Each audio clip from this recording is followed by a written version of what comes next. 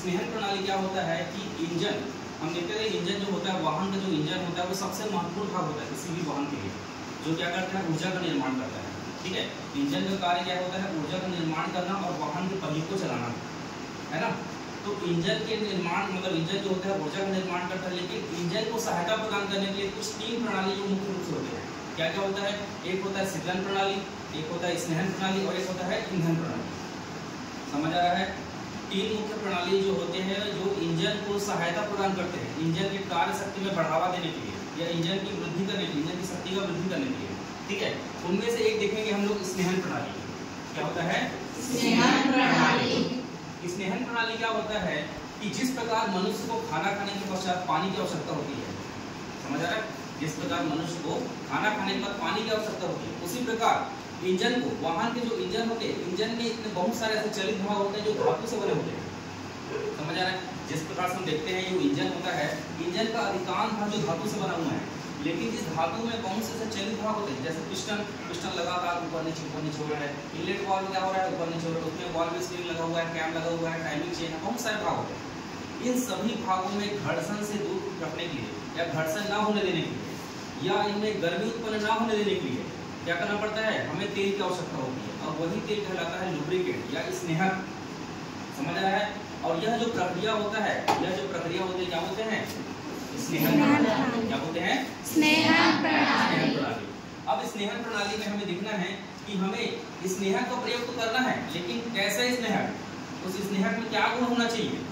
हम वाहन में जो तेल का प्रयोग करते हैं उसमें ऐसा क्या क्या गुण होना चाहिए, समझ आ रहा है? उसको देखते हैं। सबसे पहला होता है श्यानता।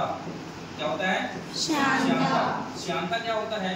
द्रव्य का ऐसा गुण होता है, द्रव्य का ऐसा गुण है जो उसकी अपेक्षित गति का विरोध करता है। मतलब कि हमें वाहन में ऐसा तेल का प्रयोग करना है जिसमें गाढ़ापन हो, समझ आ रहा है, ताकि वह लंबे समय तक इंजन के चलित भागों को या इंजन के अन्य भागों को मतलब कि लंबे समय तक क्या करें, बरकरार रख सके या टूट से बचा सके। ठीक है, तो पहला क्या गुण होता है? श्यानता। समझ आया?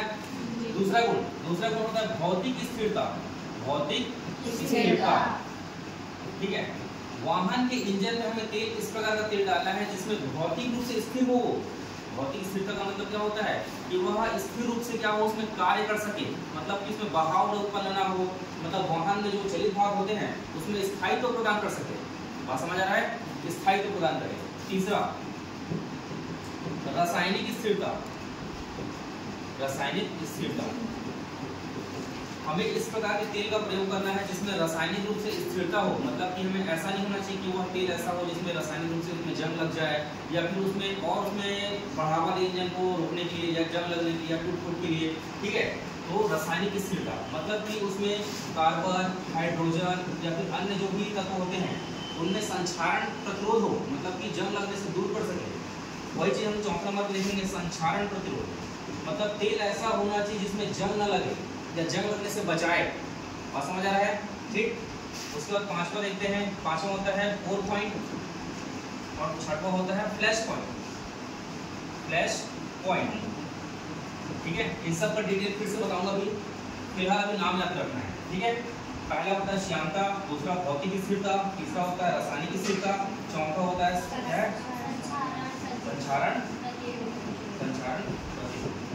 ठीक, उसके बाद पांचवा होता है 4 पॉइंट और चौथा होता है छठवा होता है क्या?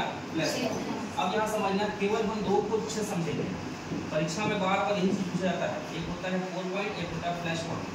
मैंने अभी पोस्टर पे लिखा था 4 पॉइंट को बोलता है बहाव बिंदु, बहाव बिंदु, और फ्लैश पॉइंट को बोलते हैं ज्वलनांक बिंदु, ज्वलनांक बिंदु।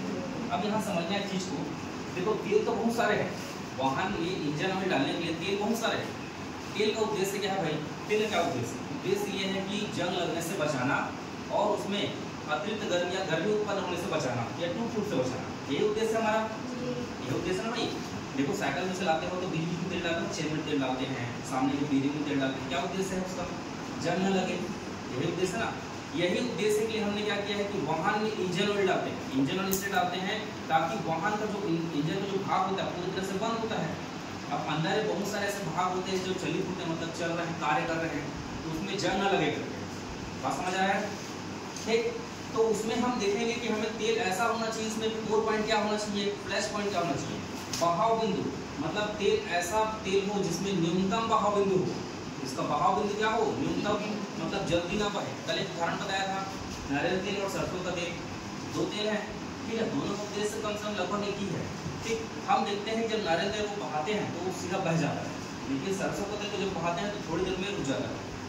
समझ आ रहा है, मतलब उसमें श्यानता थी का सरसों तेल में, उसमें गाढ़ापन है, समझ आ रहा है। तो हमें ऐसे तेल का चुनाव करना है जिसमें कोर पॉइंट कैसा हो, उसमें बहाव बिंदु क्या हो, न्यूनतम हो।